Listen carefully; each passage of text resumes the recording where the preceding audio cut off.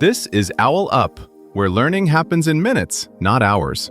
For a deeper journey, explore all our courses at owlup.co. Now, let's dive in.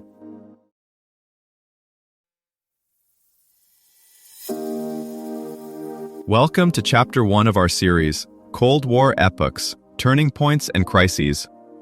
In this episode titled Cuban Missile Crisis, On the Brink of War, we'll explore the pivotal events that escalated tensions between the United States and the Soviet Union, bringing the world to the edge of nuclear conflict.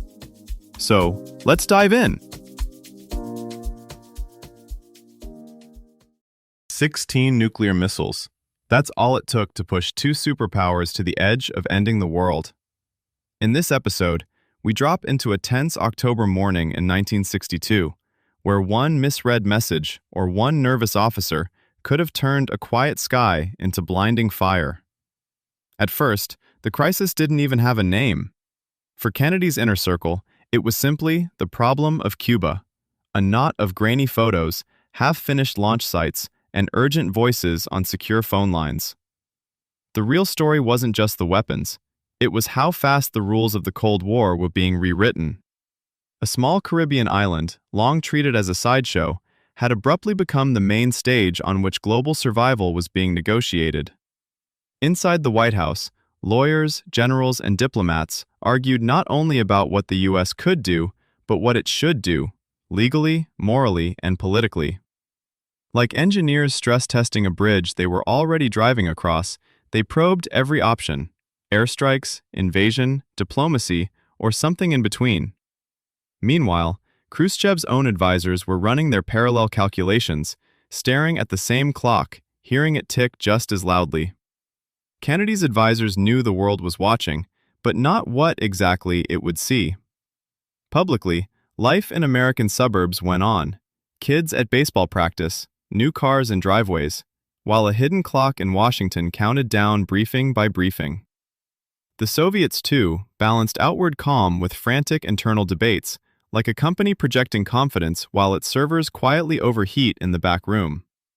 Every move now had two audiences: the other side's leadership, parsing signals for intent, and millions of citizens who might panic if they grasped how narrow the margin for error had become. Kennedy's team quickly realized that doing nothing was not an option, but striking first could unleash what they were trying to prevent.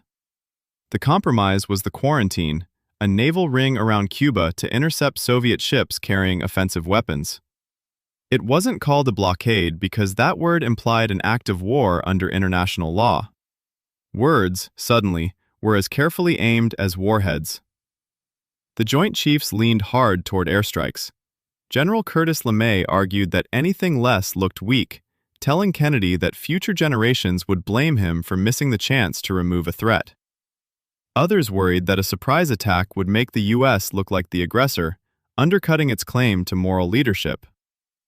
The quarantine offered a way to apply pressure in daylight, step by step, where the world could see who escalated first.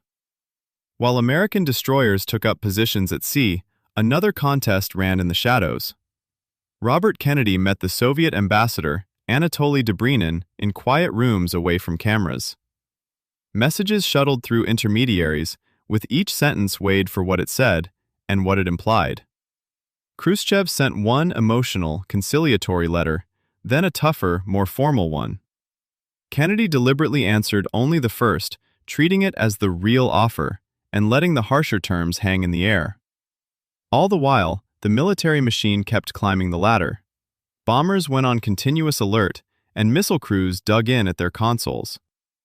Soviet commanders in Cuba received tactical nuclear weapons with rules of use that Washington barely suspected. Local misjudgment, an overzealous captain, a spooked radar operator, could have ignited consequences far beyond their rank.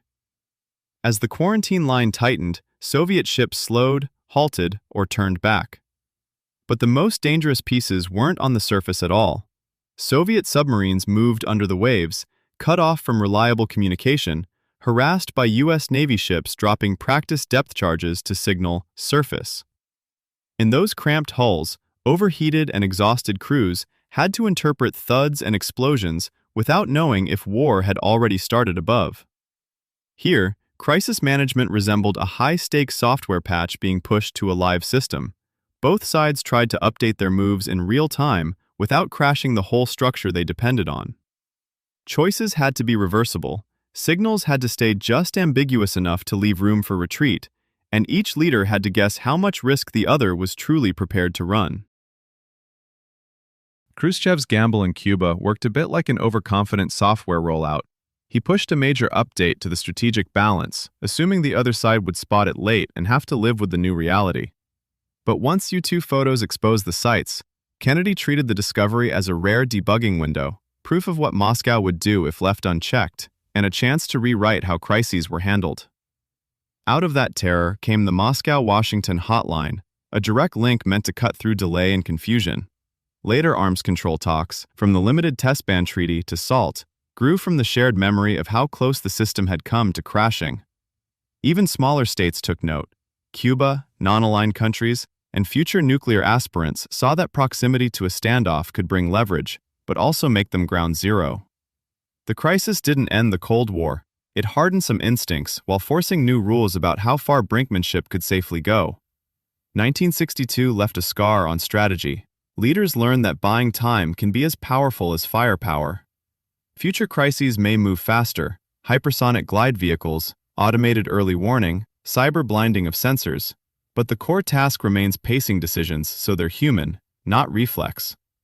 Your challenge this week: each time a headline screams "red line" or "show of force," trace the quiet offers, pauses, and face-saving exits that might be shaping what you are not shown. In the years after those 13 days, strategists treated 1962 like engineers revisiting blueprints after an earthquake, adding extra supports where the structure shook most. Crisis hotlines, war game simulations, even today's nuclear doctrines still carry its fingerprints, reminding us that restraint, like a hidden safety net, often matters more than raw power. Try this experiment. For the next 48 hours, run your own XCOM crisis simulation for a real, low-stakes conflict in your life, like a work disagreement or family tension. First, privately draft your gut reaction airstrike option, the fast, forceful response you're tempted to send in an email or text. Then deliberately create a quarantine option, a slower, limited, reversible response, like a question, a delay, or a boundary. Before acting, imagine your Khrushchev reading your message on the other side. How might they misinterpret each option, and which one is more likely to lower the temperature instead of escalate? Then send only the quarantine option, and watch over the next 2 days how the other person actually responds versus what you feared. This was OwlUp, your daily step forward. To keep learning with structured courses and more insights, go to owlup.co. Until tomorrow!